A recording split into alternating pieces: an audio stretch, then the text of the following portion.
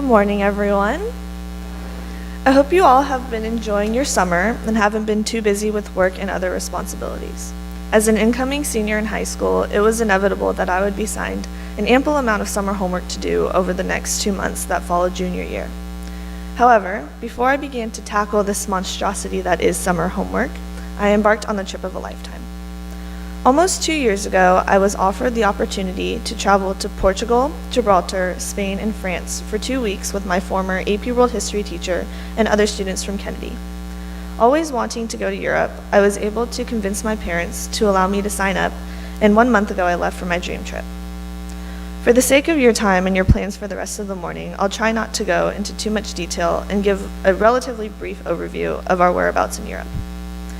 First, we flew out of SFO for a 10-hour flight to Amsterdam, followed by another 3-hour flight to Lisbon, Portugal. We spent the next 4 days exploring the streets, cathedrals, castles, and more of Lisbon, Sintra, Cascais, Lagos, Évora, and Algarve. After Portugal, we crossed the little bridge and arrived in Spain, and thus lost an hour of sleep in a matter of seconds.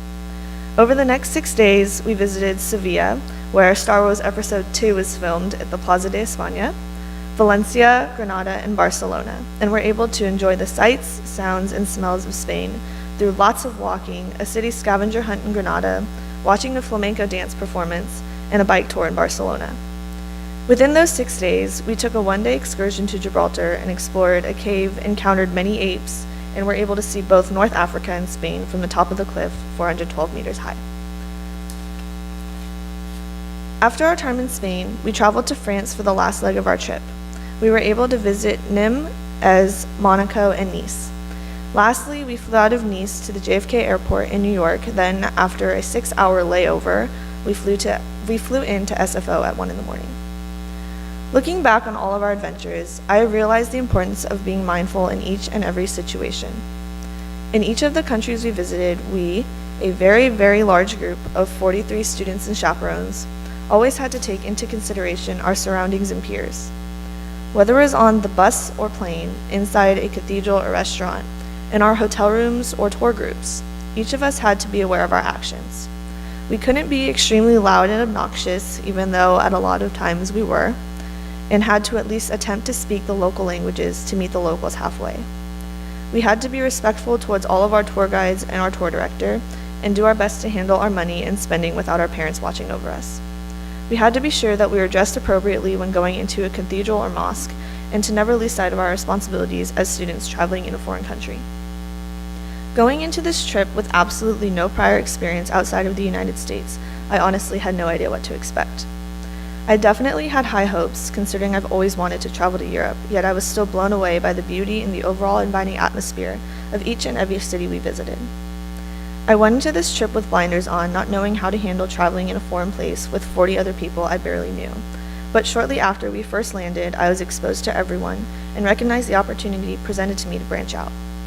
In doing so, I got the chance to see these people, some of whom I've seen every day for the past 3 or 4 years, in an environment outside of school with less restrictions and more freedom, and to venture out and learn about one another and ourselves, to open our eyes to not only the wonders of the outside world, but also those of our hometown. This trip has not only taught me the value of looking at things from different perspectives, but also that of not being afraid to try new things. Every day we were allowed freedom to roam the city in which we were to find lunch, and let me just say that was always an adventure.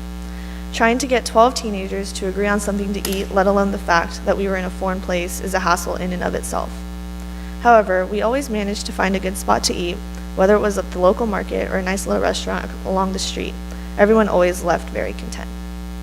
Besides food, there are many other instances where we were required to be mindful, such as while we were on tours, whenever we were in our hotels, and even while we were walking around the cities, since driving is a little hectic over in Europe. Overall, this was an experience I will never be able to forget, and I will be forever grateful for everything my parents and teacher did in order for me to be able to travel and be exposed to such a wide range of beautiful and rich cultures, as well as all of the relationships that I formed there and will hopefully maintain for the rest of my life. In closing, please join me in Gasho. Wherever we may be in the world, in a different country, at a new school, even at a new restaurant, we must always remember to be mindful. We must always take into account the circumstances in which we are residing and be aware of all the unfamiliar things we will be exposed to, and the different cultures in which we will be immersed. However, as a good friend of mine once said, everywhere is home with the right people by your side. Namo Amida Butsu. Namo Amida Butsu. Namo Amida Butsu.